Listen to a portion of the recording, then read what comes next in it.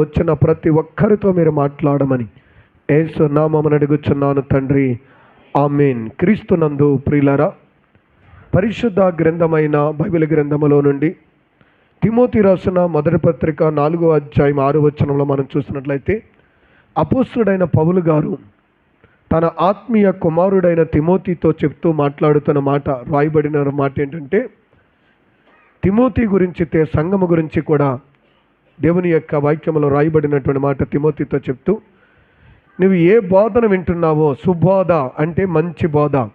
లోకంలో చాలా బోధలు ఉంటాయి, పనికిరాని బోధలు, మనల్ని పాడు చేసే బోధలు, పరలోకమును తప్పించి నరకానికి తీసుకెళ్లే బోధలు, ఎన్నో బోధలు ఉంటాయి. అయితే ఆయన అంటున్నాడు, నువ్వు ఏ బోధ వింటున్నావో, ఏ మంచి బోధ, ఏ సుబోధ విన్నావో, ఆ బోధను నువ్వేం చేసుకోవాలంట? విశ్వాస సంబంధముగా నువ్వేమవ్వాలంటే పెంపారాలి, పెరగాలి. నువ్వు ప్రభు దగ్గరికి వస్తున్న నీవు, బోధ వింటున్న నీవు, వాక్యాన్ని వింటున్న నీవు దేవునిలో ఏం చేస్తూ ఉండాలంటే ప్రతిరోజు వర్ధిల్లుతూ ఎదుగుతూ ఉండాలి. ఎక్కడ వేసిన గొంగలలా అక్కడ ఉండటం కాదు. చాలామందిని దేవుని దగ్గరికి వస్తున్న బిడ్డలు కొన్ని సంవత్సరాలుగా ప్రభు దగ్గరికి వస్తారు, కానీ అయ్యా ఎక్కడున్నామంటే ఇంక అక్కడే ఉన్నాం, ఏం నేర్చుకున్నామంటే ఏదో వెళ్తున్నాం వస్తున్నామంటాం. కానీ బైబిల్ చెప్తుంది, ఈ రోజున దేవుని యొక్క బోధన వింటున్న నీవు, ఏ సుబోధ, ఏ మంచి బోధ అయితే విన్నావో ఆ బోధలో నువ్వు, విశ్వాస సంబంధమైన బోధలో నువ్వేం చేయాలంట? పెంపారుచు ఉండాలి, ఎదుగుతూ ఉండాలి, దేవుని కొరకు ప్రయాసపడే వ్యక్తిగా ఉండాలి. ప్రియులారా, ఎక్కడ పడితే అక్కడ ఉన్నానంటాం కాదు, కానీ దేవుని కొరకు ఎదుగుతూ ప్రయాసపడుతూ ప్రభు యొక్క పనిలో, దేవుని యొక్క సన్నిధిలో, ఈ లోకములో నీవు అనేకులకు ఎలా ఉండాలంటే ఆదర్శముగా నిన్ను చూచినప్పుడు అనేకులు ప్రభువుని మహిమపరిచే వ్యక్తిగా నీవు ఉండాలి, పెరగాలి. దేవుడు అంటున్నాడు, వర్ధిల్లాలి అంటున్నాడు, బైబిల్ సెలవిస్తుంది. ఈరోజున నా కుమారుడా, నా కుమార్తె, దేవుని మాటలు వింటున్న నీవు ఎన్ని సంవత్సరాలుగా ప్రభు దగ్గరకు వస్తున్నావో నాకు తెలియదు, కానీ ఈరోజు నా బైబిల్ చెప్తున్న మాట, నువ్వు వింటున్న బోధ ఎలాంటి బోధ వింటున్నావు? చాలామంది మంచి బోధ వింటారు, కానీ ఆ బోధలో పెరగరు వాళ్ళు. విన్న బోధను పెడచెవిని పెట్టి, ఉన్న బోధను పక్కన పెట్టి, ఒక చెవుతో వింటారు మందిరములో, ఒక చెవుతో బయటికి వెళ్ళిన తర్వాత వదిలేసి లోక సంబంధమైన వ్యర్థమైన పనికి మాలిన బోధలు, పనికి మాలిన మాటలు, పనికి మాలిన సావాసం చేసి ఏం చేస్తారంటే దేవునికి దూరం అయిపోయే వాళ్ళు ఎంతోమంది ఉన్నారు. ఈరోజున నువ్వు ఏ బోధ వింటున్నావో, ఏ మాటలు వింటున్నావో, ఏ వాక్యాన్ని అయితే వింటున్నావో ఆ వాక్యాన్ని నీ హృదయంలో భద్రపరచుకుని ఏం చేయాలంటే ప్రతి దినము కూడా నువ్వేమవ్వాలంటే ఎదగాలి, నువ్వు ఎదుగుతూ ఉండాలి. ఈరోజు నువ్వు ఒక మంచి పాట పాడావనుకోండి, అలాగన్నామని రేపు ఆదివారం అందరూ పాటలకే కూర్చోకండి. దేవుడి అవకాశాన్ని బట్టి ఒక పాట పాడుతున్నా నేర్చుకున్నాం, దేవుని కృపను బట్టి మరొక పాట మరి ఇంకా మంచిగా పాడడానికి ప్రయత్నం చేయాలి. ప్రార్థన చేస్తున్నాం, ఒక పావు గంట ప్రార్థన చేస్తున్నాం, ఇంకొక అరగంట నేను ఎందుకు చేయలేకపోతున్నానని ప్రయత్నం చేయాలి. నేను దేవుని పని చేస్తున్నాను, ఈ ఒక్క పనే నేను చేస్తున్నాను, ఇంకో పని చేస్తాను, ఇంకో దీవెన ఉంటుంది కదా. ఏదో పప్పు రూపమన్నారు కదా అని ఆ పప్పు కాడే కూర్చోకుండా, ఏదో పొయ్యిలో పుల్లలు పెట్టుకున్నారు కాబట్టి ఆ 4 పుల్లలు పట్టుకెళ్ళి అక్కడ కూర్చోకుండా, ఒక పని చేస్తే ఒక దీవెన అయితే 2 పనులు చేస్తే ఎంత దీవెన వస్తుంది? 2 దీవెనలు వస్తుంది. పాడుతున్నావా, ఆరాధిస్తున్నావా, ప్రార్థిస్తున్నావా, దేవుని పరిచర్యలో ఉన్నావా, నువ్వు ఎదుగుతూ ఉన్నావా, లేక ఇంకా వెనక్కి లోకంలోనికి దిగజారిపోతున్నావా? నువ్వు ఏ పనినైతే దేవుడు నీకు అప్పగించాడో ఆ పనిలో నువ్వేం చేస్తూ ఉండాలంటే దినదినము కూడా వర్ధిల్లుతూ దేవునికి మహిమ తెచ్చే వ్యక్తిగా ఉండాలి. కింద వచనం చదవండి. దేవునికి స్తోత్రం, హల్లెలూయా. ఏం చేయాలంట? క్రీస్తు యేసునకు మంచి పరిచారకుడై పెంపారుచు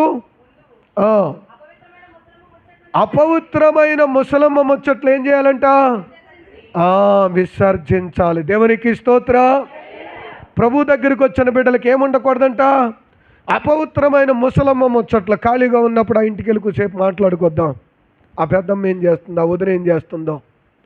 ఖాళీగా ఉన్నాం కదా, ఇంటికాడ కూర్చుంటే ఏముంటుందో, ఈదులోకి వెళ్ళి మాట్లాడుకొద్దామని అవనస్తులు వెళ్తూ ఉంటారు. పెద్దవాళ్ళు, మగవాళ్ళు ఏం చేస్తారంటే ఇంటికాడ తిన్నాం కదా, మళ్ళీ అది అరిగేదాకా ఇంటికాడ ఎందుకులే, ఈదులోకి వెళ్ళి కూర్చొని అరిగిన తర్వాత వద్దామని. ఇది అరిగిపోతుంది, బాగానే ఉంది, తిన్నది అరిగిపోతుంది, లేనిపోని దెయ్యం దూరం వస్తుంది. తిన్నదేమో అరిగిపోతుంది, అరిగేదాకా ఆ మాటలు వాళ్ళ గురించి వీళ్ళ గురించి ఇంకొకరి గురించి ఇంకో మాటలు మాట్లాడుకుని లేనిపోని సౌదంతా విని లేనిపోని దెయ్యం దూరి ఇంటికి వచ్చిన తర్వాత మరలా అదొక సమస్య, అదొక గొడవ. ఏం వదిలేయాలి నువ్వు? అపవిత్రమైన ముసలమ్మ ముచ్చట్లను నువ్వేం చేయాలంటే వదిలిపెట్టాలి. అందుకని కీర్తన గ్రంథం 1వ అధ్యాయంలో ప్రియులారా దేవుని యొక్క వాక్య భాగంలో ఉంది.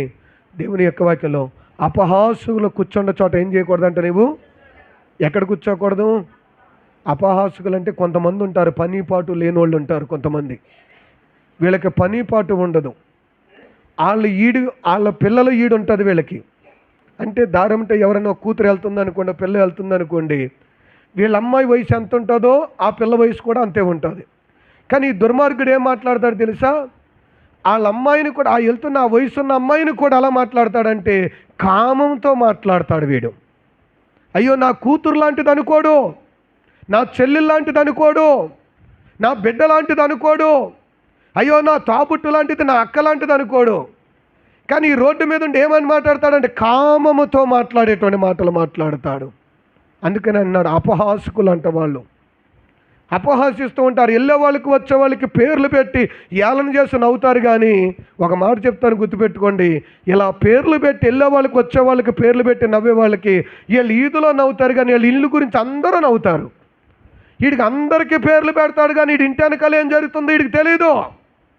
వీళ్ళ భార్య ఎలా ఉందో వీళ్ళకి తెలియదు, వీళ్ళ పిల్లలు ఎలా ఉన్నారో వీళ్ళకి తెలియదు, వీళ్ళ కుటుంబ పరిస్థితి ఎలా ఉందో వీళ్ళకి తెలియదు.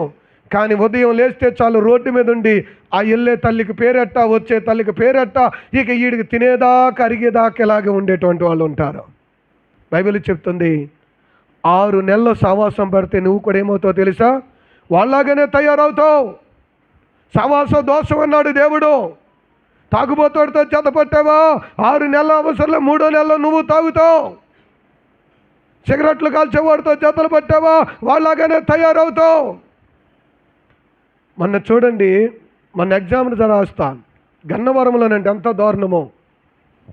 10వ తరగతి చదువుతున్న పిల్లోడు ఒకడు ఉన్నాడు, ఇంక అందులో 8 మంది ఉన్నారు. రీసెంట్గా 4-3 రోజుల నాడు జరిగింది. ఒక పిల్లను బంధించి 4 రోజులుగా పాడు చేశాడు ఈ దుర్మార్గుడంట. ఈ రాత్రంతా ఈ పిల్లను పాడు చేస్తే ఇక్కడ ఉండి పొద్దున్నేళ్ళు 10వ తరగతి పరీక్ష రాశాడంట. వాడు అసలు మనిషేనా? వాళ్ళు అంటారు 10వ తరగతి మైనర్ బాలుడండి, వాడికి కూడా 4 రోజులు ఆ రేపులోనే పాలు పంచుకున్నాడు. కారణం ఏంటో తెలుసా? వాడి సావాసం అలాంటిదే. వాడు ఎవరితో జత పడుతున్నాడో, ఎలాంటి వాడితో జత ఉంటున్నాడో, ఎలాంటి వాడితో సావాసం చేస్తున్నాడో తల్లిదండ్రులు కూడా గమనించాలి. మా పిల్లోడు వెళ్తున్నాడులే రోడ్డు మీదకి, మా పిల్లోడు తిరుగుతున్నాడులే, మా పిల్లోడు చదువుకున్నాడు కాదు, అది ఏ దుర్మార్గుడితో చేతాడుతున్నాడో, ఏ దుష్టుడు సావాసం చేస్తున్నాడో, ఏ చెడు సావాసాలు బట్టి ఏ చెడ్డ ఆలోచనలు కలిగి ఉన్నాడో. ఇప్పుడు అంటున్నారు అందరూ వాళ్ళ ఊరు ఉంది, వాళ్ళ అమ్మ నాన్న ఎక్కడన్నా నుంచోగలరా? ఒక పెళ్ళికి వెళ్ళారనుకోండి, ఏమంటారు? వీళ్ళ పిల్లాడనంట ఎలా చేశాడు, మన అదిగో కాల్ చేశారంటారు.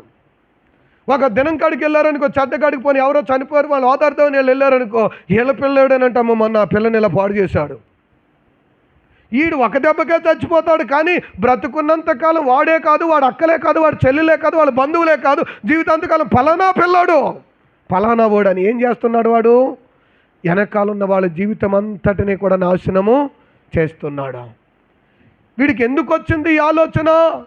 ఎందుకు వచ్చింది ఈ తలంపు అంటే వాడి సావాసం అలాంటిది, వాడి జతలు అలాంటివి, వాడి ఉద్దేశాలు అలాంటివి. నేను ఒక యవనస్తుడిని కేకేస్తాను, ఒరే పని పాటి మానేసి మంచి పని చేసుకోవటం మానేసి ఈ పనిలో ఏంటో మీ అబ్బాయి కన్నా ఈ అదో పని వదిలేసి మంచి పని చెప్పమనొచ్చు కదంటే, తమ్ముడు నువ్వు అలా అనుకో, మా అబ్బాయి చాలా మంచోడు, చాలా కరెక్ట్గా ఉంటాడు, వాళ్ళు తెమ్మన్నాయి మట్టికి తెచ్చి అందిస్తున్నాడు, అంతేగాని మన వాడికి ఏమి లేదు, రోజుకు 500-600 వస్తున్నాయి, పర్వాలేదు అన్నాడు. ఎందుకు వీడు ఎక్కడున్నాడు అనుకున్నారు? ప్యాకెట్ ఆడుకునే వాళ్ళకి మందు అందించడం, ప్యాకెట్లు కట్లు అందించడం, ఆ మంచి గ్లాసులు అందించడం, ఈ తిరుగుతున్నాడు. మరి ఈ వయసులో వాడిని పనిచేసి ఏదో పనిలో పెట్టి పని నేర్పి మంచిగా కాళ్ళ మీద బతకమంటే మానేసి ఈ సవాసానికి వదిలిపెట్టేవాడు దేనికి పని చేస్తాడంటే అబ్బాయి మా ఓడేం ముట్టుకోడు. కానీ ఏం అవసరం లేదు, వెళ్ళి ఆ ప్యాకెట్లు 4 తెచ్చి ఆ మందు చేసాలు 4 తెచ్చి వాళ్ళు అడిగినవి తెస్తే కథ అంతా తింటాక పెడుతున్నారు, 500-600 వచ్చేస్తున్నాయి రోజుకి. పొద్దున్నెళ్ళి సాయంత్రం దాకా మా ఓడు అవసరం లేదన్నాడు. 2 సంవత్సరాల తర్వాత అంటాడు మా ఓడు కూడా అందులో కూర్చుంటున్నాడు. దేవునికి స్తోత్రం. ఈడు ప్యాకెట్లు తెత్తం మానేశాడు. చివరికి ఈడేమైపోయాడు తెలుసా? ఈడు ఆడటం మొదలు పెడితే వాళ్ళ అమ్మ రేసు చచ్చిపోయింది. ఎందుకో తెలుసా? వాళ్ళమ్మ బొందు కూడా పట్టుకెళ్ళిపోయాడు వాడు. వాళ్ళమ్మ చెవులు తెస్తే చెవులు కూడా పట్టుకెళ్ళిపోయాడు. అరకరం పొలం కాగితాలు ఉంటే అవి కూడా పట్టుకెళ్ళి అందులో తాకట్టెట్టాడు. ఏడుస్తూ ఉన్నాడు ఒక రోజున. ఏం పర్వాలేదన్నా, మా వాడికి ఏం అలవాట్లేదన్నా అంటే, ఎలాగవుతాడు అనుకోలేదు నేను. మరి ఎలాగవుతాడు అనుకున్నా? 7వ తరగతి 8వ తరగతి చదివేటప్పుడల్లా కోడి పుంజెట్టుకుని, ఇది ఈ కలర్ నానా, ఇది ఈ రంగు నాయనా, ఇది ఈ పుంజు మీద వేస్తే ఎలా పడుతుంది నాయనా, ఇది ఇలా పట్టుకెళ్తే బాగుంటుంది, నువ్వు ఎదురొస్తే బాగుంటుంది, నువ్వు పట్టుకొస్తే బాగుంటుంది అని కూడా పట్టుకు తీసుకెళ్తారు. వీడి 10థలోకి వెళ్ళేసరికి వీడికి కోడి పుంజులు రంగులే కనపడతాయి, వీడికి ఏం కనపడవు. పరీక్ష పేపర్ కాడికి వెళ్ళేదాడికి ఆ ఫెయిల్ అయిపోయిన తర్వాత వీడి తర్వాత తిరుగుతూ ఉంటాడు. మా అబ్బాయి తిరుగుతూ ఉన్నాడండి. ఎవడు అలవాటు చేశాడు? చెడ్డదాని కాడ ఎవరు సావాసం చేశారు?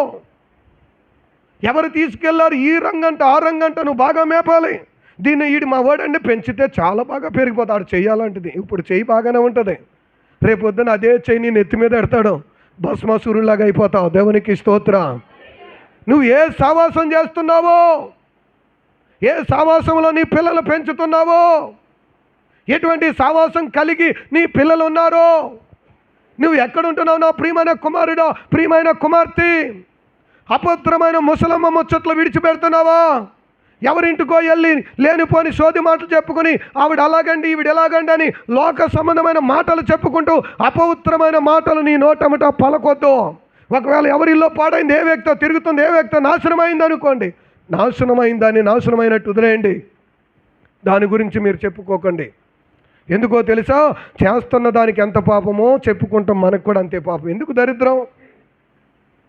అడుసు తొక్కనేల కాలు కడగనేలని మరలా దాని గురించి మాట్లాడుకోవటం, నాయనా నేను తప్పుడు మాట్లాడి మళ్ళీ ప్రభువుని దగ్గర అడగటం అనవసరం. అపవిత్రమైన ఏ మాటలు వదిలిపెట్టాలంట? ముసలమ్మ ముచ్చట్లను విడిచిపెట్టండి.